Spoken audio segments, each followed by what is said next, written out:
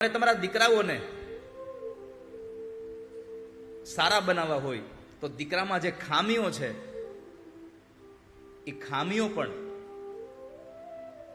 એના મગજ ઉપરથી નીકળી જાય એવું વાતાવરણ તમારે ઊભું કરવું પડશે. એક સત્ય ઘટનાનો પ્રસંગ છે.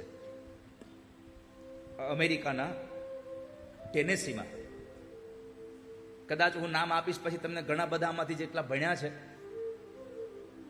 એ લોકોને યાદ આવી જશે કે આ તો એની વાત થઈ રહી છે.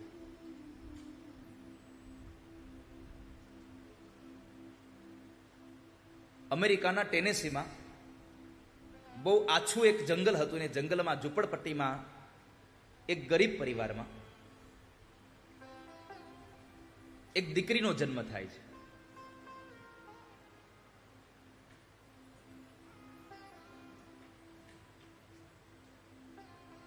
જન્મ થયો ત્યારે માના ઉદરમાં 9 મહિના પૂરા નહોતા થયા,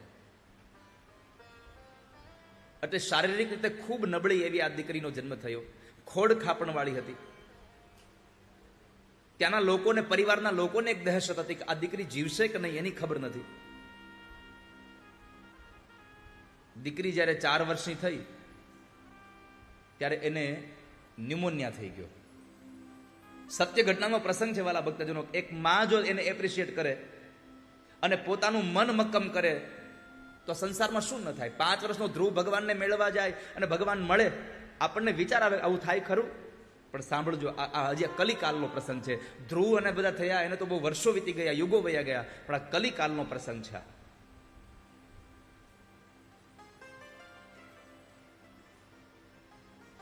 તો દીકરીને 4 વર્ષની ઉંમરે ન્યુમોનિયા થઈ ગયો, સ્કાર્લેટ ફીવર થઈ ગયો, કેટલી ગંભીર બીમારીઓ થઈ. દીકરી જીવે એવી કોઈને આમ આશા જ નથી. અને આ બરાબર આ બીમારીના લીધે દીકરીને એક રોગ લાગુ પડી ગયો. એનો જે ડાબો પગ હતો એમાં લકવો થઈ ગયો. પગ બરાબર કામ કરતો બંધ થઈ ગયો. પણ દીકરી નસીબદાર એ વાતની હતી કે એની માં બહુ સારી હતી. માં એની બહુ સેવા કરતી, માં એને ખૂબ સાચવતી. વાતે વાતે એને પ્રોત્સાહિત કર્યા પડે, એને જરાય નિરાશ ન થવા દે. અને અડગ મનના માણસને હિમાલય પણ નાનો લાગે છે. જેનું મન મક્કમ છે, જેને મનથી નિર્ણય જ કર્યો છે, નક્કી કરી લીધું છે કે મારે આ કરવું છે, એ પોતાના વિચારો ઉપર, પોતાના સંકલ્પ ઉપર જે માણસ દ્રઢ રહે છે, મક્કમ રહે છે, એને પછી બહુ મુશ્કેલીઓ દૂર, એની મંજિલ દૂર નથી રહેતી. તો માં એને પ્રોત્સાહિત કર્યા કરે, વારે વારે એને ઉત્સાહિત કર્યા કરે અને નિરાશ ક્યારેય ન થવા દે. માં વારે વારે કહેતી બેટા તું બહુ હોશિયાર છો, તારા એક પગમાં પાટો બાંધેલો હોવા છતાં તું જીવનમાં જે ધારીશ એ તું કરી શકીશ. તું જે ધારીશ એ કરી શકીશ. તું જરાય ચિંતા ન કરતી, પણ બસ 2 કામ તારે કરવા પડશે. એક, ભગવાનમાં અતૂટ શ્રદ્ધા અને તને તારો પોતાનો આત્મવિશ્વાસ.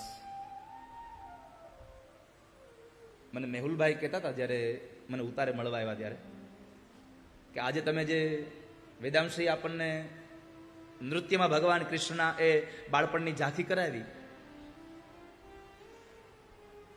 એ નૃત્ય માટે કદાચ 4 વર્ષની ઉંમર થાય ત્યારે એને પ્રવેશ મળે. ત્યાં પેલા એને પ્રવેશ ન મળે, કારણ કે એના પેલા બાળકના સ્ટેપ પડે જ નહીં. મેહુલભાઈ જ્યારે એમનું એડમિશન કરાવવા ગયા ત્યારે એમને સામેના સ્તરે ના પાડી કે હજી આની ઉંમર નથી. તો એક બાપની જગ્યાએ એણે એમ કહ્યું કે તમે આ 2 દિવસ મારી દીકરીને રાખો, અમને ભરોસો છે કે તમે એને સ્વીકારી લેશો, પણ તમે 2 દિવસ પછી ના પાડશો તો અમે લઈ જશું. પૂર્ણ 3 વર્ષની ઉંમરે આ છોકરીને કથક માટે મૂકવા માટે થઈ અને મક્કમ મન એના બાપનું હતું. આ કથા એ બતાવે છે કે તમારા પરિવારનો, તમારો મા બાપ જો તમારા બાળકોને એટલું એપ્રિશિએટ કરે તો તમે ધારો એ પરિણામ તમારા બાળકમાં તમે લઈ આવી શકો. તમે ધારો એ. તો માં બે વાતને વળગી રહેતી હતી, દીકરા તું બહુ હોશિયાર છે, ભલે તારા ડાબા પગમાં પટ્ટો બાંધ્યો છે, પણ તું કામ તું જે ધારા કરી શકે એમ છે. પણ બે વાત યાદ રાખજે દીકરા, એક ભગવાનમાં અતૂટ શ્રદ્ધા અને તારામાં પોતાનામાં આત્મબળનો આત્મવિશ્વાસ રાખજે કે હું આ કરી શકીશ. સતત પ્રયત્નો ચાલુ રાખજે. દીકરી 9 વર્ષની થઈ, એને પોતાની જાતે પોતાના પગમાં બાંધેલો પટ્ટો કાઢી નાખ્યો, પોતે ડગલા ભરવા માંડી. ડોક્ટરોને બતાવ્યું છે, ડોક્ટરોએ સામાન્ય રીતે એનું તપાસ કરીને કીધું કે આ દીકરી સામાન્ય રીતે ચાલી નહીં શકે, એને મુશ્કેલી બહુ રહેશે ચાલવામાં. પણ દીકરીએ ચાલવાનું પોતાના પ્રયત્નો બંધ ન કર્યા.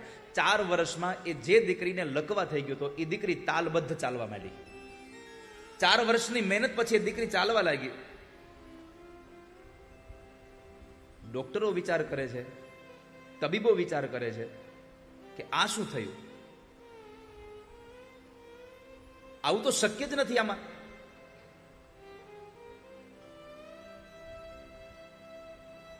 જ્યારે બરાબર ચાલતી થઈ ને તો પછી એને દોડવાનું ચાલુ કર્યું. એની માએ એને એપ્રિશિએટ કર્યું, બેટા તું આટલું સરસ ચાલતી થઈ, આટલું સરસ દોડે છે, તો તું દોડની હરીફાઈમાં ભાગ લે તો તું કદાચ વિજેતા બની શકે. હો, તો દીકરીએ જે સ્કૂલમાં ભણતી હતી 13 વર્ષની ઉંમરે એને દોડવાની હરીફાઈમાં સૌ પ્રથમ વખત ભાગ લીધો.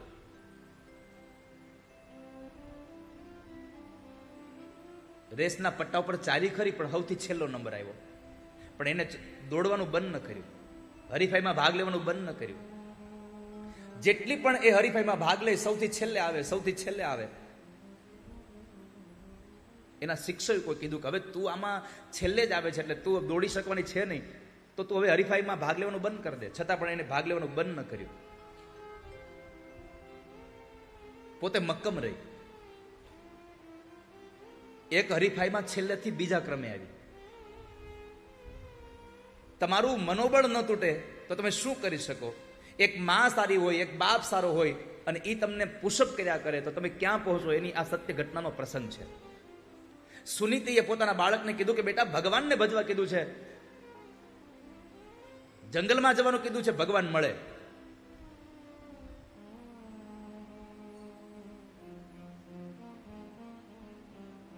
આ દીકરીએ એક હરીફાઈમાં છેલ્લેથી બીજા ક્રમનો એને વારો આવ્યો.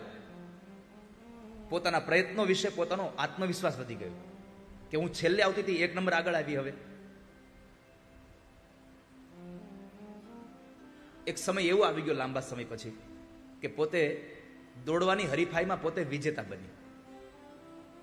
સ્કૂલમાં દોડવાની જે હરીફાઈઓ હતી એમાં પોતે વિજેતા બની. પછી તો એક પછી એક હરીફાઈમાં પોતે ભાગ લેતી થઈ ગઈ. અમેરિકાની ટેનેસી, અને એ ટેનેસીમાં જે સ્ટેટ યુનિવર્સિટી છે એમાં પોતે એડમિશન લીધું. ત્યાં એને એક ટેમ્પલ નામનો એક કોચ મળે છે.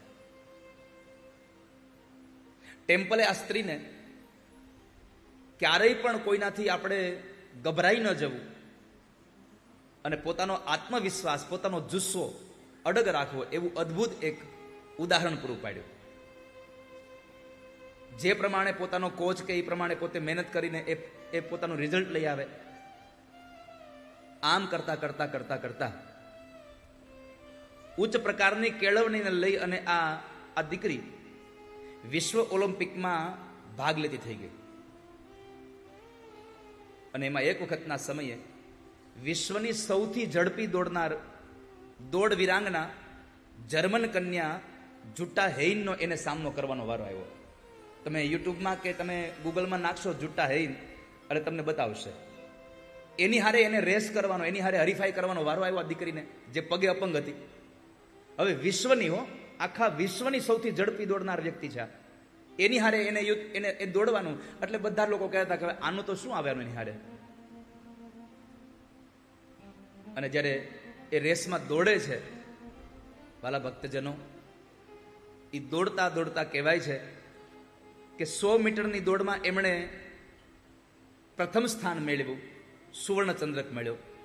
ત્યાર પછી 200 મીટરની દોડ આવી, એમાં પણ એમણે પ્રથમ સ્થાન મેળવી, બીજું સુવર્ણ પદક એમણે હાસિલ કર્યું.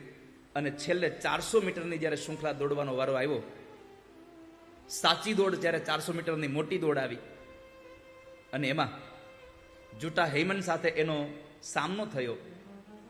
એમાં ઘટના એ ઘટી કે જ્યારે નજીક જ્યારે પહોંચવા જાય છે ત્યારે એના હાથમાં જે દંડ હતો એ પડી ગયો અને એને કોઈ અંબાવા રહ્યું એટલી વારમાં તો જુટા નીકળી ગઈ. હવે વિશ્વની સૌથી ઝડપી દોડનાર માણસ હોય એ એક ક્ષણ માટે આગળ નીકળી જાય, પછી એને ક્રોસ કરવું બહુ અઘરું થઈ જાય. છતાં પોતે પોતાનો મક્કમ રહી, જુસ્સો એને પડવા ન દીધો, હાથમાં એની લાકડી લઈને એટલી સ્પીડથી દોડે છે કે પોતે 400 મીટરની દોડમાં આ જે અપંગ સ્ત્રી હતી એ પોતે વિશ્વની સૌથી ઝડપથી દોડનાર જુટા હેઇનને હરાવી અને પોતે ત્રીજો સુવર્ણચંદ્રક મેળવ્યો. અને ત્રીજા સુવર્ણચંદ્રકને મેળવનારું આ દીકરી બીજું કોઈ નહીં, વિલ્મા રુડોલ્ફ હતી.